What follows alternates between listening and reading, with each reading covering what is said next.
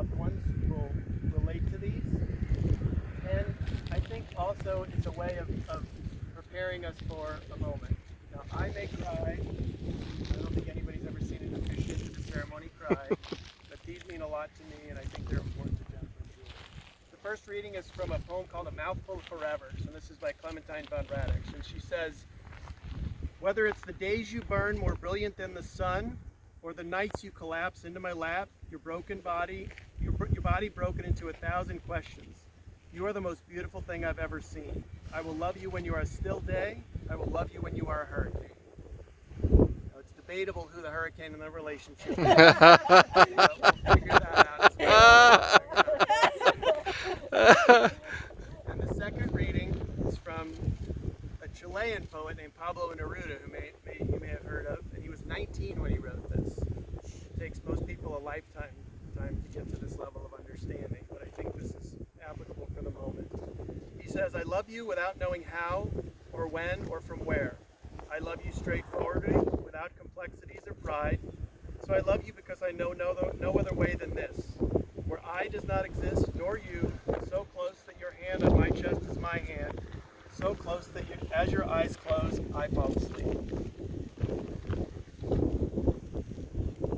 Jennifer and Julie, today you not only marry the right person, but you also commit to being their right partner, the one with whom the other can face the world. It's time to seal this chapter with the declaration that will unite you in marriage. You'll turn to each other and join hands. You're on. You're on.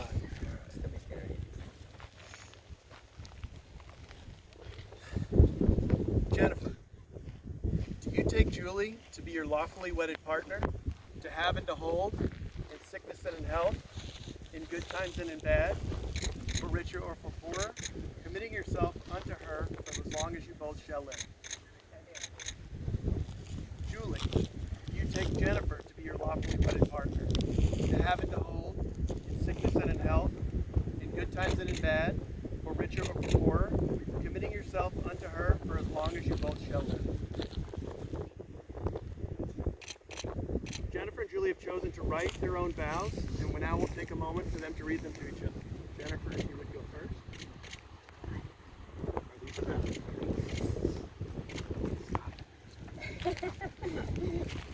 All right, this is what. Hey, stop. I know what I'm organizing. All right. Julie, I will never forget the first time I met you. Well, okay. So the first time we met is apparently not very prominent in my memories, but I will definitely never forget the second time. Smart, kind, gorgeous eyes I have ever had the pleasure of. The thought I had running through my head that night was, why can't I find a girl like this? I never dreamed that I actually would, or that the girl would be. To say that I'm the luckiest person alive may sound cliche, but in this case it is actually.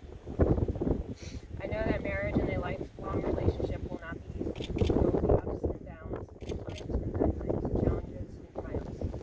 But I can't imagine a better partner to experience all of this with.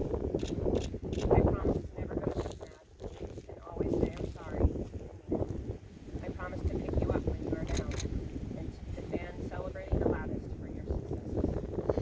Through it all, I promise to honor you, love you, and remain devoted to us and our family. I couldn't be more honored.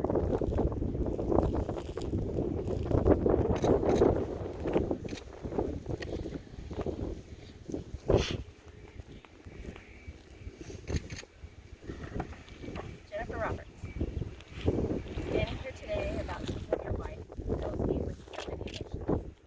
Happiness, excitement, peace, and utter joy. You were exactly what I needed at a time when I didn't know I needed it. It's crazy to think about how many events had to line up just perfectly so that we could eventually meet. And it's also crazy to say that I think I knew we would eventually be standing right here. The first time I really met you, not that time at the bowling alley that you don't remember.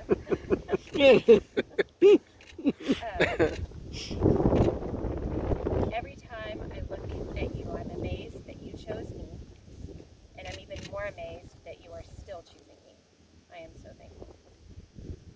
all else, there are 3 things I want you to know. 1, I love you madly, and please sing it unconditionally. 2, you are the only one for me. I know this for certain. And 3, I will always be here for you and everybody. We are a pair. You and me, Jen and Julie, J squared, and I couldn't be happier.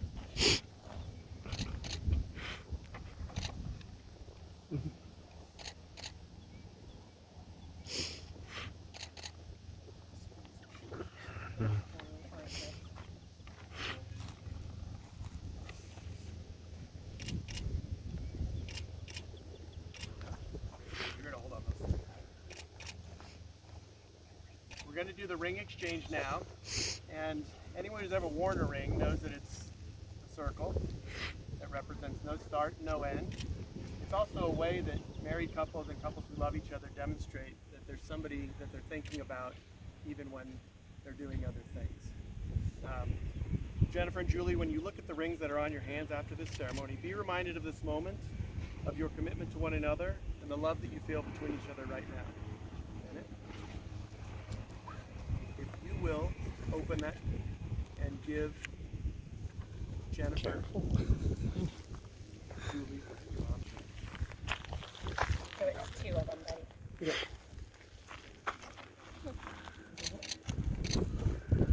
Give that to your brother.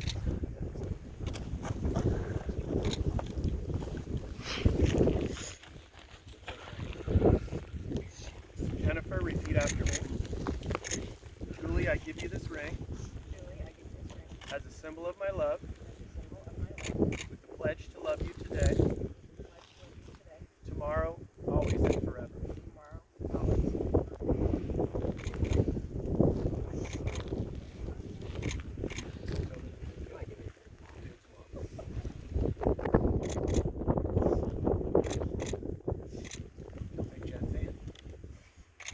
Julie, you repeat after me. Jennifer, I give you this ring Jennifer, I give you this ring as a symbol of my love, as a symbol of my love, with the pledge to love you with a pledge to love you today, tomorrow, always, and forever. today, tomorrow, always, and forever. Jennifer and Julie, before these witnesses, you have pledged to be joined in marriage. You have sealed this pledge with the love that brought you here today, with your vows and your wedding rings. By the power vested in me by the Universal Life Church and the great state of Texas, I now pronounce you duly and legally married at last. You may now seal this ceremony with a kiss.